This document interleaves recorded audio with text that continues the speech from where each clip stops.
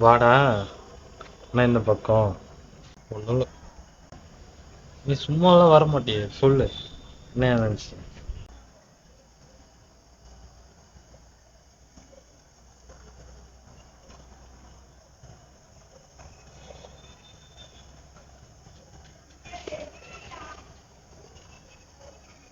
இன்னைக்கு கிளாஸில் மேம் என்ன பேசிட்டாங்க. என்னோட சேனலை பற்றி ஒரு மாதிரி பேசிட்டாங்க. எனக்கு ஒரு மாதிரியாக இருந்துச்சு. எல்லோரும் முன்னாடியே திட்டாங்க.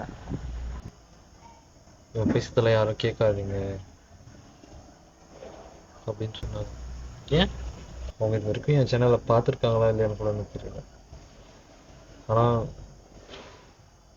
ரொம்ப ஒரு மாதிரி பேசிட்டாங்க. நீ பண்ணுறது உனக்கு மட்டும் பிடிச்சா போதாது, புரியுதா? எல்லாருக்கும் பிடிக்கணும். ம் நான் கஷ்டத்தை யார்கிட்டையுமே சொன்னதில்லை. இது எனக்கு பிடிச்சிதான் பண்ணுறேன். பிடிச்சாலும் கஷ்டமாக இருக்குல்ல. எனக்கு தெரியும் நீ எவ்வளோ கஷ்டப்பட்டு வீடியோ போடுற, எவ்வளோ கஷ்டப்பட்டு எடிட் பண்ணுற, எவ்வளோ கஷ்டப்பட்டு அதை அப்லோட் பண்ணுற எல்லாம் எனக்கு தெரியும். பட் நீ பண்ணுற கண்டக்ட்டு எல்லாருக்கும் பிடிக்கணும்னு இல்லைல்ல. ஒருத்தவங்களுக்கு பிடிக்கும், ஒருத்தவங்களுக்கு பிடிக்காது.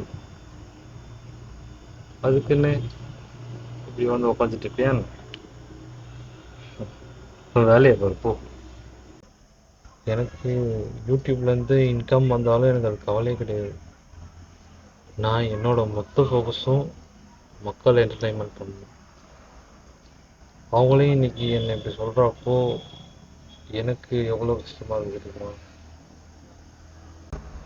சரி, நீ ஏன் ஆஃபீஸ் பக்கமே வரதில்ல? நானா? நீதான் அந்த லாஸ்ட் வீடியோ வர வேணான்ட்டியா? நான் எங்கே வர வேணாண்ணா? கடைசியாக பண்ண வீடியோ என்னது? அந்த வீடியோவுக்கு அப்புறம் என்னை வர வேணாம் நீ தான் சொன்னியே. அதுக்கப்புறம் டைம் இல்லை. அதுக்கப்புறம் வீடியோ போடணும் வீடியோ போடணும்னு அப்படின்னு ஓடிட்டேன். வா பண்ணலாம். Welcome to task.